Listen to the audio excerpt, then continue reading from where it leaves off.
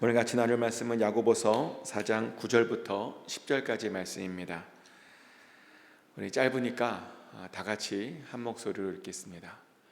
슬퍼하며 애통하며 울지어다. 너희 웃음을 애통으로 너희 즐거움을 근심으로 바꿀지어다.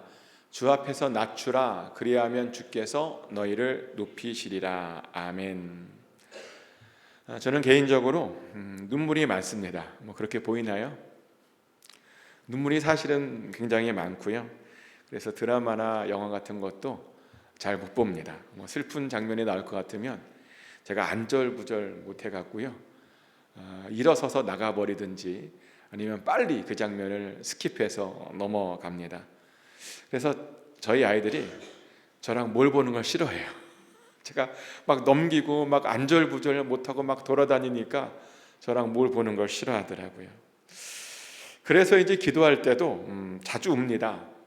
그리고 하나님께 이런 고백을 참 많이 하는데요, 하나님 저를 불쌍히 여겨 주시옵소서라는 고백을 정말 많이 합니다. 얼마나 많이 하고 불쌍하게 기도를 했는지 전에 교회분 어떤 분이 제 기도 소리를 한참 듣더니 그냥 눈물이 난대요. 앞에서 이렇게 기도하고 있으면 뒤에서 이제 같이 기도하잖아요. 근데 그냥 제가 기도하는 모습만 봐도, 그 소리만 들어도 불쌍해서 눈물이 난다라는 그런 이야기를 들었습니다. 근데 저는요, 원래 기도라고 하는 것은 울면서 하는 거라고 생각합니다. 왜냐하면 기도란 하나님께 우리의 불쌍함을 고백하는 것이거든요. 하나님께 우리의 불쌍함을 고백하는 것이 기도입니다. 그리고 오늘 본문에도 보면 야고보 사도도요, 우리가 그렇게 기도해야 된다고 말합니다. 야고보 사도는 우리가 슬퍼해야 된답니다. 애통하고 울어야 한답니다. 우리의 웃음을 애통으로, 즐거움을 근심으로 바꿔야 한답니다. 그렇게 주님 앞에 낮춰야 한답니다. 그래야 하나님께서 우리를 높여주실 것이다 라고 말하죠. 야고보 사도는 이렇게 자신의 기도 비법을 우리에게 가르쳐 주었습니다. 그런데 야고보 사도만 그렇게 기도한 것이 아니라요, 많은 선지자들이 울면서 하나님께 기도했습니다. 요엘 2장 12절 말씀인데요, 여호와의 말씀에 너희는 이제라도 금식하고 울며 애통하고 마음을 다하여 내게로 돌아오라 하셨나니. 아멘. 하나님께서 요엘 선지자에게 하는 말씀, 요엘 선지자를 통해서 말씀하시는데요, 이제라도 금식 좀 하고 좀 울면서 애통하랍니다. 그렇게 마음을 다하여 하나님께 돌아오랍니다. 또 예레미야도 이런 말을 했습니다. 예레미야 2장 18절 말씀인데요, 그들의 마음이 주를 향하여 부르짖기를 딸 시온의 성벽아 너는 밤낮으로 눈물을 강처럼 흘릴지어다. 스스로 쉬지 말고 내 눈동자를 쉬게 하지 말지어다. 아멘. 주를 향하여 부르짖어야 된답니다. 밤낮으로 눈물을 강처럼 흘러야 된답니다. 쉬지 말고 울어서요, 눈동자를 쉬게 하지 말랍니다. 이렇게 성경은 우리에게 계속 울어야 된다라고 말을 합니다. 갑자기 궁금해지죠? 왜 이렇게 자꾸만 울라고 하는 것일까? 왜냐하면요, 우는 것만큼 우리의 진심을 보여주는 것이 사실은 없기 때문이죠. 실제로 그 울려면요, 마음에서부터 나와야 울 수 있는 겁니다. 마음이 나오지 않으면요, 마음이 동하지 않으면 울려고 해도 절대로 울지 못하죠. 이렇게 말했더니 어떤 분이 그래요. 아유, 목사님은 순진해서 모르는데 마음 없이 우는 사람이 있다고, 그리고 동물도 있다고, 악어의 눈물이라고 혹시 아냐고. 악어가요, 하나도 안 슬픈데 운대요. 밥 먹을 때 운대요. 왜 그런가 봤더니 그 이빨을 움직이는 기관과 눈물을 흘리는 그 신경이 연결되어 있다 보니까 이빨만 움직여도 운다는 거예요. 그래서 이런 사람들이 있다는 거예요. 이런 사람들이 그냥 우는 사람들이 있대요. 근데 모르겠어요. 저는 사람은 안 그런 것 같아요. 울고 싶어서, 그러니까 마음이 동해서 울지 막 가짜로 억지로 우는 사람 모르겠습니다. 그게 가능한가? 그게 제가 그렇게 생각하는 이유는 뭐냐면 연기자들을 보면 알거든요. 연기자들이요, 제일 어려워하는 것이 뭐냐? 우는 연기랍니다. 언젠가는 이런 장면을 본 적이 있는데 연기자들끼리 나와서 누가 연기를 잘하나 이제 배틀을 뜨는 거예요. 배틀을 뜨는데 뭘 갖고 뜨느냐면 눈물을 누가 빨리 흘릴 수 있느냐 가지고 뜨더라고요. 감정을 빨리 잡아서 빨리 눈물을 흘릴 줄 아는 사람들이 더 연기를 잘하는 사람이랍니다. 감정이 제대로 잡히지 않으면 눈물이 나오지 않다 보니까요, 감정을 제대로 빨리 잡을 수 있는 사람, 그 사람이 연기를 잘하는 사람이랍니다. 그래서 배우들끼리 그걸 경기하는 거예요. 대결을 하는 거예요. 그러다가 어떤 사람이 정말 이겼고요. 그래서 사회자가 물어봐요. 어떻게 그렇게 빨리 눈물을 흘릴 수 있었느냐 물어보는데요. 그랬더니 그 배우가 하는 말이 이런 말을 하더라고요. 자기가 눈물 흘리기 위해서 자기 인생 가운데 가장 힘들었던, 가장 절망 속에 있었던 그때를 생각했다고. 자신이 얼마나 그때 불쌍했는지를 생각했답니다. 그랬더니 그렇게 눈물이 빨리 나왔다라는 그런 말을 하더라고요. 맞아요. 내가 불쌍함을 느껴야 눈물이 나오는 겁니다. 우리 마음 가운데 그런 마음이 있어야 우리가 눈물을 흘리는 겁니다. 그런데 하나님께서는 우리가 기도할 때요, 그런 불쌍한 마음과 겸손하고 낮은 마음으로 우리가 기도하기를 원하신다는 겁니다. 마치 뭘 맡겨놓은 것처럼 기도하는 것이 아니라 최대한 불쌍한 모습으로 하나님 앞에 나와서 우리가 기도하기를 원한다는 겁니다. 그리고 그렇게 하면요, 정말 저절로 눈물이 나옵니다. 근데 또 성경을 보면 눈물을 그냥 흘린다고 또 하나님께서 또 응답하시는 것은 또 아니래요. 우리가 눈물 흘리는 때 우리의 불쌍함을 위해서도 눈물을 흘리지만 동시에요, 주님을 위해서도 눈물을 흘려야 된다라고 말하죠. 스가랴 7장 5절부터 6절까지 말씀인데요, 제가 읽어드리겠습니다. 온 땅의 백성과 제사장들에게 이르라. 너희가 70년 동안 다섯째 달과 일곱째 달에 금식하고 애통하였거니와 그 금식이 나를 위하여 한 것이냐? 너희가 먹고 마실 때 그것은 너희를 위하여 먹고 너희를 위하여 마시는 것이 아니냐라는 말을 하셨습니다. 이게 어떤 장면이냐면 베델에 사는 사람들이 하나님께 은혜를 받고 싶었어요. 그래서 이제 제사장에 찾아와서 뭐라고 말하냐면 우리가 그동안 해왔던 대로 이번 5월에도 다섯째 달에도 그냥 울면서 금식하면 되냐라고 물어보는 겁니다. 물어봤더니 하나님께서 하시는 말씀이, 야, 너희가 70년 동안 다섯째 달과 일곱째 달에 금식하고 애통하고 한 거 안다는 거죠. 그렇게 70년 동안을 애통한 거 안답니다. 그런데 물어봐요, 하나님이. 그게 하나님을 위한 거냐, 나를 위한 거냐라고 물어보는 거예요. 너희를 위하여서 그런 것 아니라는 겁니다. 너희를 위해서 그랬다는 겁니다. 하나님과요 전혀 상관없는 금식이었고 전혀 상관없는 애통이었다는 겁니다. 그래서 하나님께서 뭐 너희들이 울든지 말든지 나는 뭐 전혀 신경 쓰지 않을 거야 라는 그런 말씀을 하시는 거죠. 굉장히 충격적인 말씀인데요, 우리가 우는데 우리는 하나님을 생각하면서 애통해서 우는 거였거든요. 우리를 불쌍히 여겨달라고 하나님을 생각해서 우는데 하나님께서 야, 잘 울어야 된다라고 지금 말씀하시는 겁니다. 그냥 습관적으로 때가 돼서 그렇게 하는 것은 안 받겠다는 겁니다. 진정성 없이 그냥 때가 됐으니까, 올해도 다섯째 달이 됐으니까, 올해도 일곱째 달이 됐으니까, 우는 때가 됐으니까 그냥 우는 것 아무 의미가 없다는 겁니다. 울라고 하니 우는 척하는 것 안 받겠다는 겁니다. 맞아요. 하나님께서는요, 우는 척하는 것, 그냥 때가 됐으니까 우는 것, 그런 것 안 받으십니다. 습관적으로 우는 것, 그런 것 안 받으시는 겁니다. 마음을 다해서 진정을 담아서 울어야 된다는 것이죠. 또한 우리는 아무 때나 또 울지 말아야 된답니다. 느헤미야 8장 9절부터 12절까지 말씀인데요.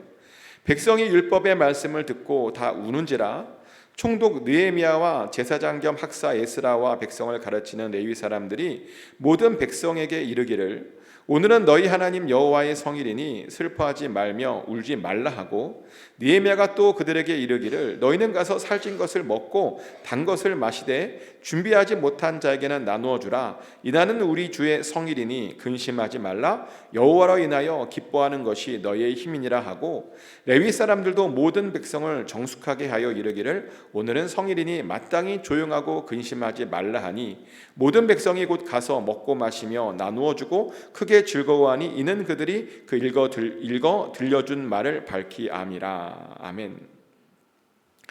느헤미야가 총독을 했었을 때요, 드디어 무너졌던 예루살렘 성벽을 재건했습니다. 그것을 재건하기까지 굉장히 많은 우여곡절이 있었죠. 근데 그 모든 어려움을 극복하고 결국은 재건했고요. 그리고 나서 그들이 뭘 했냐면 그것을 기념하기 위해서 광장에 모여서 학사 에스라가 읽어주는 하나님의 말씀을 이제 듣게 됩니다. 무려 새벽부터 정오까지 성경 말씀을 계속 읽어 내려갔다는 겁니다. 모든 사람들이 모여서 율법책에 귀를 기울였습니다. 그리고 그것을 다 읽고 난 다음에 이제 학사 에스라가 그 율법이 어떤 의미인지 그들의 문제가 뭐였는지 하나하나씩 설명해 주게 되는데요. 근데 그 설명을 듣던 사람들이 이제 깨달은 거죠. 그들의 조상들이 뭘 했는지, 그들이 무엇을 잘못했는지, 무엇이 문제인지를 깨닫고 너무나 죄송해서 그 자리에서 울게 됩니다. 그런데 그 우는 모습을 보고 느헤미야와 에스라가 울지 말래요. 지금은 우는 때가 아니랍니다. 왜요? 오늘은 성일이기 때문이랍니다. 성일에는 울지 말고 슬퍼하지 말아야 된답니다. 기뻐해야 된답니다. 오히려 맛있는 것을 먹고 나누며 즐거워야 된답니다. 그래서 이런 이야기를 통해서 알게 되는 것은 뭐냐면 그냥 또 막 우는 것은 아니라는 겁니다. 울긴 울어야 되는데 뭐 아무 때나 막 울어서는 안 되는 거죠. 아무리 울고 싶어도 울지 말아야 할 때가 있다는 겁니다. 그럼 우리는 어떤 날은 울고 어떤 날은 울지 말아야 될까요? 어떤 날 울지 말아야 될까요? 예를 들어서 우리가 기쁜 날이 있죠. 뭐 부활절이라든지 성탄절이라든지 예수 그리스도께서 부활하신 날은 기쁜 날입니다. 그때는 우리가 울지 말아야 됩니다. 또 성탄절, 예수님께서 우리 가운데 성육신 하신 날입니다. 그날은 울 필요가 없습니다. 그 외에도 개인적으로 우리가 기쁜 날이 있잖아요. 그런 주일이나든지 그런 기쁜 날들은 울지 않아야 됩니다. 그런 날은 오히려 기쁨으로 하나님께 고백해야 되죠. 그런데요, 그런 날을 제외하고는 사실 우리는 울어야 됩니다. 근데 이렇게 말했더니 어떤 분이 그래요. 자기는 눈물을 잘 안 흘리는 것 같다고. 무엇을 가지고 울어야 되는지 잘 모르겠다고. 근데 성경에는 감사하게도 우리가 어떤 것을 가지고 울어야 되는지 또 친절하게 잘 나와 있습니다. 예레미야 22장 10절에 보면요, 이런 말씀이 있습니다. 너희는 죽은 자를 위하여 울지 말며 그를 위하여 애통하지 말고 잡혀간 자를 위하여 슬피 울라. 그는 다시 돌아와 그 고국을 보지 못할 것임이라. 아멘. 예레미야가 살았던 남유대도 하나님께 심판을 받게 되었고요. 왜냐하면 결국 그들도 하나님이 아닌 자꾸만 다른 것을 섬기려고 했고 자꾸만 하나님을 의지해야 되는데 하나님 의지하지 않고 강대국을 의지하고 자기 갖고 있는 것을 자꾸만 의지하려고 했기 때문입니다. 되게 중요한 건데요, 하나님이 아닌 다른 것을 의지하는 것을요 하나님은 굉장히 싫어하십니다. 그래서 그들을 심판하게 되죠. 그래서 예레미야가 계속 경고를 했습니다. 자꾸만 그렇게 하나님이 아닌 다른 것 의지하다가는 다 죽는다고, 이러면 우리가 다 망한다고. 하지만요, 그렇게 경고했음에도 불구하고 그들이 회개하지 않았고요, 오히려 그렇게 선포하는 예레미야를 가두고 때리고 핍박하고 막 그랬죠. 예레미야 보고요, 예언도 하지 말랍니다. 그래서 정말 심판이 임박해졌고 일부분에서는 심판이 있었습니다. 많은 사람들이 정말 죽었습니다.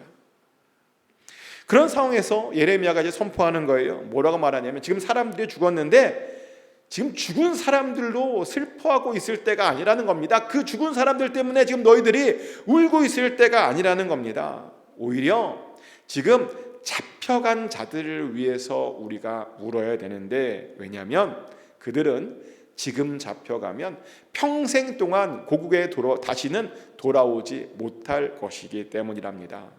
지금 그런 자들을 울어야 된다는 겁니다. 영원히 소망 없이 예루살렘이 아닌 곳에서 하나님 없이 살아가는 그런 자들을 위해서 울어야 된다는 겁니다. 그렇게 예레미야는 그런 사람들, 하나님을 더 이상 만날 수 없는 사람들을 위해서 울어야 된다라고 이야기했습니다. 이것을 우리에게도 적용해 볼 수 있죠. 우리들도 보면 보고 울어야 되는 사람들이 주변에 있습니다. 하나님을 알지 못하고 정말 심판의 길로 가는 줄도 모르고 그렇게 그냥 가는 사람들, 그런 사람들이 있죠. 영원한 지옥에 가는데 그것도 모르고 그냥 하루하루를 의미 없이 살아가는 그런 사람들을 보면요, 울어야 됩니다. 하나님께서 그들에게 은혜를 베풀어 주시기를 위해서, 그들을 불쌍히 여겨주시기를 위해서 우리는 그들을 보고 울어야 된다는 겁니다. 그리고 그것이 바로 하나님의 뜻이죠. 사실 저도 그런 분들 때문에 많이 우는 것 같습니다. 저도 목사이지만 아직도 주변에 믿지 않는 지인들이 있죠. 많습니다. 친척들 중에도 있고요. 하나님을 아직도 제대로 알지 못해서 하나님 어떻게 섬기는지 모르고 그냥 교회만 왔다 갔다 거리는 사람들, 그런 사람들이 많이 많습니다. 또 성도님들 중에서 그런 사람들도 있는 것 같아요. 교회는 나오긴 하는데 하나님을 아주 인격적으로 만나지 못한 수없이 많은 사람들, 혹은 자기만 교회에 나오고 다른 가족들은 나오지 않아서 정말 다른 가족들을 위해서 눈물을 흘리며 기도하는 수없이 많은 사람들, 그런 사람들을 기도할 때마다 눈물을 흘리면서 기도하게 됩니다. 안타깝죠. 그렇게 살면 정말 인생이 헛되거든요. 아무 의미 없는 것을 쫓아가는 그런 모습을 볼 때마다 정말 안타깝고 눈물이 난다는 겁니다. 그래서 우리는 그런 사람들을 위해서 기도해야 됩니다. 울면서 기도해야 됩니다. 하나님께서 은혜 베풀어 주시기를, 하나님께서 은혜를 베풀어 주셔서 그들이 깨닫고 하나님 앞에 나오기를 위해서 정말 정신 차리고 그 잘못된 길에서, 헛된 길에서, 의미 없는 것에서 돌이킬 수 있도록 은혜 베풀어 달라고 우리는 정말 그들을 위해서 울며 기도해야 됩니다. 꼭 그러셨으면 좋겠습니다. 여러분 주변에도 많죠? 많잖아요. 교회를 왜 다니는지 모르고, 하나님을 왜 믿는지 모르고, 자기의 인생이 의미 없는데도 그것을 깨닫지 못하고 그냥 의미 없는 채로 살아가는 많은 사람들이 주변에 있습니다. 우리는 그런 사람들을 생각하면서 정말 울어야 됩니다. 또한 우리는 우리의 연약함과 우리의 죄악으로 인해서도 통곡하며 기도해야 됩니다. 에스라 10장 1절 말씀이죠. 에스라가 하나님의 성전 앞에 엎드려 울며 기도하여 죄를 자복할 때 많은 백성이 크게 통곡하며 이스라엘 중에서 백성의 남녀와 어린아이의 큰 무리가 그 앞에 모인지라. 아멘. 아까 그 사람들에게 말씀을 가르쳤던 그 에스라가요, 성전 앞에서 울어요. 그랬더니 백성들이 그 앞에 나와서 죄를 자복하며 울었답니다. 근데 왜 그랬는가? 왜 울었는가? 그 백성 안에 있는 그 죄악 때문에 울었다라고 이야기합니다. 상황이 이런 상황인데요, 이제 나라가 망했죠. 예루살렘이 완전히 초토화됐습니다. 그래도 하나님의 은혜로 성벽이 재건됐고 율법도 가리키고 말씀도 가리키고 새롭게 성의를 지켰고 뭔가 회복되는 듯 했습니다. 거기까지는 너무나 좋았어요. 하지만 문제는 그들 중 어떤 사람들은 이방 여인과 결혼한 채로 예루살렘에 와서 살던 사람도 있었다는 겁니다. 뭐 이방 여인과 결혼하는 것이 뭐가 문제냐? 사실 그 이방 여인들이요, 하나님을 믿는다고 하면 전혀 문제가 되지 않았을 겁니다. 하나님을 섬기겠다고 하면 전혀 문제가 되지 않았을 텐데요. 근데 문제는 그 이방 여인들, 결혼한 이방 여인들이 하나님을 믿지 않겠다는 겁니다. 그냥 계속 자기네들이 믿던 그 우상들을 계속 섬기던 대로 섬기겠다는 겁니다. 그러다 보니 분명 남편은 유대인인데요, 이 가정은 유대인처럼 살지 못하는 겁니다. 참 어머니의 파워가 대단한 것 같아요. 어머니가요, 자식을 결정하더라고요. 그러니까 이 자식들도요, 유대인처럼 살지 못하는 거예요. 어머니가 우상을 섬기다 보니까. 그런데 그 모습을 에스라가 봤습니다. 너무나 안타까워서요, 그들 안에 있는 그 죄악을 보고 너무나 안타까워서 그 이스라엘 민족을 대신해서 이제 회개를 하게 되죠. 울면서 이스라엘 민족의 죄를 위해서 회개했다는 겁니다. 그런데요, 우리도 우리의 죄악도 고백하며 회개해야 되지만 우리 공동체의 죄악도, 우리들의 죄악도 우리가 회개해야 됩니다. 그것도요, 울면서 회개해야 됩니다. 하지만 많은 사람들이 공동체의 죄악을 위해서 회개해야 된다는 사실을 몰라요. 나의 죄만 회개하면 되는 건 아니냐라고. 아니요, 그렇지 않습니다. 우리는 나의 죄도 회개해야 되지만 우리의 죄도 회개해야 됩니다. 같이 있으면요, 우리가 모르게 전염되기 때문에 우리의 죄도 회개해야 됩니다. 근데 문제는 뭐냐면 많은 사람들이 자신의 죄를 회개할 때조차도 울지 않는다는 겁니다. 아니, 회개 기도를 하는데 뭐가 그렇게 당당한지 모르겠습니다. 잘못했다고 하는데 진심이 보이질 않습니다. 그런데요, 눈물이 없는 회개 기도는 진짜 회개 기도가 아니죠. 눈물이 없으면 그것은 진짜 마음에서부터 나오는 그런 회개 기도가 아닙니다. 그런 기도는요, 가식적인 기도이고 습관적인 기도이고 형식적인 기도입니다. 정말 아무 의미 없는 기도입니다. 진정한 회개는 반드시 눈물이 나오게 되어 있습니다. 하나님께 너무 죄송하다 보니 나도 모르게 눈물이 나옵니다. 그래서 우리는 회개할 때마다 눈물을 흘려야 됩니다. 꼭 회개할 때는 눈물로 회개할 수 있기를 축복합니다. 또한 우리는 우리의 간절한 기도 제목을 고백할 때도 울면서 고백하게 됩니다. 사무엘의 어머니인 한나가 그랬죠. 사무엘상 1장 10절부터 11절까지 말씀입니다. 한나가 마음이 괴로워서 여호와께 기도하고 통곡하며 서원하여 이르되 만군의 여호와여, 만일 주의 여종의 고통을 돌보시고 나를 기억하사 주의 여종을 잊지 아니하시고 주의 여종에게 아들을 주시면 내가 그의 평생에 그를 여호와께 드리고 삭도를 그의 머리에 대지 아니하겠나이다.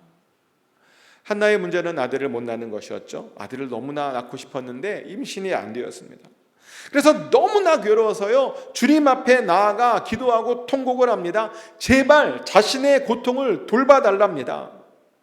제발 자신을 기억해달랍니다. 만약 아들을 주시면 그 아들을 하나님 앞에 나실인으로 그렇게 서원해서 드리겠답니다. 한나가요, 이렇게 정말 눈물을 흘리면서 자기의 소원을 가지고 하나님께 간절히 기도했습니다. 그랬더니 응답받았다라고 성경은 이야기합니다. 이것을 통해서 알 수 있는 것은 우리의 간절한 기도도요, 눈물을 통해서 올려드리면 하나님께서 응답해 주신다는 겁니다. 그것은 예수님도 마찬가지죠. 예수님도 잡히시기 직전에 하나님께 울면서 기도했답니다. 히브리서 5장 7절 말씀이죠. 그는 육체에 계실 때에 자기를 죽음에서 능히 구원하실 이에게 심한 통곡과 눈물로 간구와 소원을 올렸고 그의 경건하심으로 말미암아 들으심을 얻었느니라. 아멘. 예수님도요, 기도할 때 어떻게 기도했다고요? 심한 통곡과 눈물로 자신의 간구와 소원을 올려드렸다라고 이야기합니다. 처음에는 잔을 옮겨달라고 기도했죠. 근데 나중에는 하나님의 뜻대로 해달라고 그렇게 소원을 바꿔서 눈물로 통곡하며 기도했습니다. 그랬더니 하나님께서 그 기도에 응답하셨죠. 예수님을 통해서 온 인류를 구원하셨습니다. 예수님의 눈물의 간구가 그렇게 응답받은 것입니다. 다윗도 그랬어요. 다윗도 울면서 기도했더니 소원을 이루었습니다. 시편 6장 6절 말씀이죠. 내가 탄식함으로 피곤하여 밤마다 눈물로 내 침상을 띄우며 내 요를 적시나이다. 다윗은 하나님께 크게 잘못했습니다. 그러니까요, 잘못하다 보니까 하나님의 분노가 느껴진 거예요. 주님께서 다윗을 책망하고 있구나라고 하는 것이 느껴졌습니다. 그래서 원수가 다윗을 괴롭히는데요, 하나님께서 아무것도 안 해주는 거예요. 때문에 다윗이 수척해졌답니다. 다윗이요, 뼈가 떨리고 있답니다. 그래서 다윗이 눈물로 기도를 해요. 주님의 그 징계로 말미암아 피곤하여서 밤마다 눈물로 자신의 침상이 지금 젖고 있다라고, 제발 회개하니까 원수들을 물러가게 해달라고 눈물로 간절히 그렇게 기도를 했습니다. 그랬더니 하나님께서 그 눈물을 보시고 이 다윗의 기도에 응답하셨습니다. 그랬더니 정말 다 원수들이 물러가게 되었다는 겁니다. 히스기야는요, 무려 눈물로 기도했더니 수명을 연장받았습니다. 열왕기하 20장 5절 말씀이죠. 너는 돌아가서 내 백성의 주권자 히스기야에게 이르기를 왕의 조상 다윗의 하나님 여호와의 말씀이 내가 내 기도를 들었고 내 눈물을 보았노라. 내가 너를 낫게 하리니 내가 3일 만에 여호와의 성전에 올라가겠고 내가 내 날을 15년을 더할 것이며 내가 너와 이 성을 아수르 왕의 손에서 구원하고 내가 나를 위하여 또 내 종 다윗을 위함으로 이 성을 보호하리라 하셨더라. 아멘. 히스기야가 죽을 병에 걸렸죠. 죽을 병에 걸린 히스기야 보고 하나님께서 하시는 말씀이 이제 집을 정리하랍니다. 반드시 죽을 것이랍니다. 그랬더니 히스기야가 눈물로 간구했다라고 이야기합니다. 제발 자신의 전심과 진심을 기억해달라고, 주 앞에서 어떻게 행했는지를 기억해달라고 눈물로 통곡하며 기도했습니다. 그랬더니 그 눈물을 보시고 하나님께서 그 기도에 응답해 주셔서요, 무려 수명이 15년이나 더 늘어났다라고 이야기를 합니다. 이렇게요, 정말 많은 사람들이 눈물을 가지고 소원을 구했고 그랬더니 응답 받았답니다. 눈물의 기도가요, 이렇게 파워가 있습니다. 근데 왜 눈물로 기도를 안 하는지 모르겠어요. 눈물로 기도하면 하나님께서 응답해 주시는데 왜 울지 않는지를 모르겠어요. 물론 그렇다고 또 운다고 또 다 들어주는 것도 또 아닌 것 같아요. 보면 어떤 울음은요, 하나님께서 싫어하는 울음도 있어요. 신명기 1장 45절 말씀이에요. 너희가 돌아와 여호와 앞에서 통곡하나 여호와께서 너희의 소리를 듣지 아니하시며 너희에게 귀를 기울이지 아니하셨으므로. 놀라운 말씀이죠. 돌아와서 통곡하는데요, 하나님께서 그들의 소리를 듣지 않으셨대요. 이게 어떤 상황이냐면요, 이스라엘이 가나안 땅으로 정탐꾼을 보내요. 근데 그 정탐꾼들의 보고가 너무 안 좋았죠. 그 땅에 올라가지 않겠답니다. 그 보고를 듣고 그 땅에 올라갈 수 없답니다. 그 땅의 백성이 너무 장대해서 전쟁을 하면 질 것 같답니다. 그래서 하나님이 설득을 해요. 다시 하나님께서 앞서가 주시겠다고, 하나님께서 다 전쟁해 줄 테니까 그냥 올라가기만 해달라고 하나님께서 설득을 합니다. 그런데요, 그 설득에 안 넘어가요. 끝까지 불순종해서요, 어쩔 수 없이 하나님께서 당신이 갖고 있는 그 계획을 바꾸게 되죠. 그 족속이, 그 사람들이 안 올라간다니까 그 다음 세대를 올라가게 하겠다라고 하면서 지금 안 올려보내겠다라고 말을 합니다. 그랬더니 그제서야 사람들이 놀래서 올라가겠답니다. 그리고 정말 올라갑니다. 하나님 없이 올라갑니다. 그랬더니 하나님께서 도와주시지 않으셔서요, 올라가자마자 정말 다 죽고 깨지고 다치고 후퇴를 하게 되죠. 그러니까 다시 돌아와서 그들이 울고 불고 기도를 합니다. 회개하겠다고, 용서해달라고, 잘못했다고 정말 울면서 기도를 했는데요, 그 기도, 그 울음을 섞인 그 기도를 듣고 나서 하신 말씀이 이 말씀이에요. 통곡했지만 듣지 않겠다. 기회가 날아갔다는 겁니다. 지금 울어도 소용없다는 겁니다. 지금은 이미 다 지나갔다는 겁니다. 이런 걸 보면요, 뭘 하게 되냐면 울며 기도하는 것도 정말 타이밍 같습니다. 울며 기도해야 해결할 수 있는 때가 있고 아무리 울고 기도해도 해결할 수 없을 때가 있다는 것입니다. 그럼 어느 때가 울며 기도해도 응답받는 건가? 순종하고 하나님 잘 믿고 하나님만 의지하고 그래야 울었을 때 하나님께서 거기에 응답해 주시는 겁니다. 순종 없이 믿음 없이 어떠한 것도 의지함 없이 그냥 운다고 하나님께서 다 들어주시는 것이 아니라는 겁니다. 그래서 우리는요, 울어도 잘 울어야 됩니다. 그리고 잘 울면 하나님께서 반드시 응답해 주시고 반드시 복을 주십니다.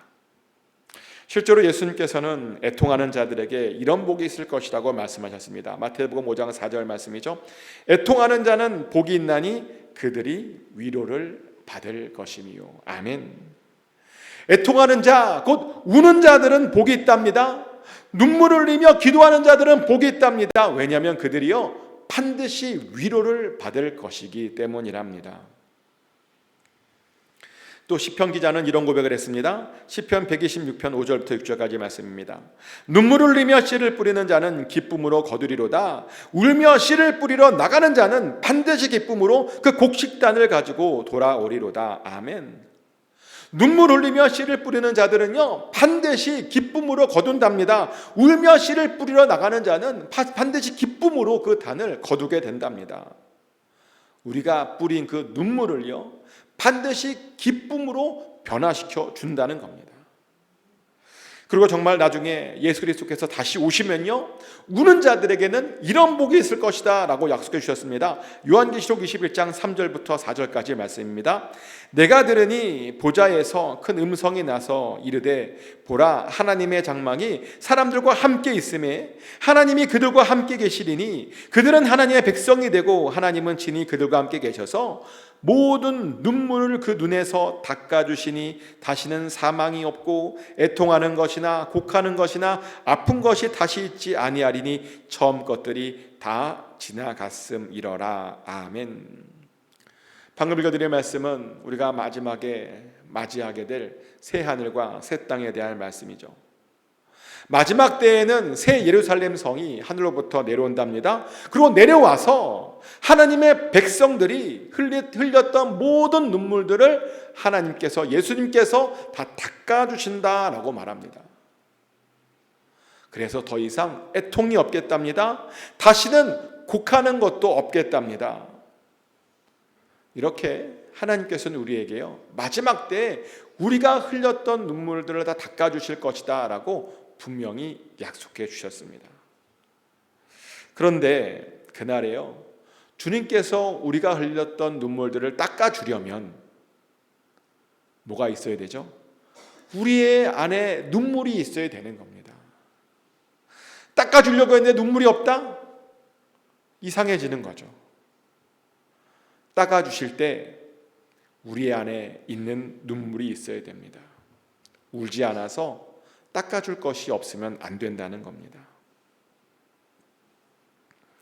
주님은 우리의 눈물을 기뻐하십니다.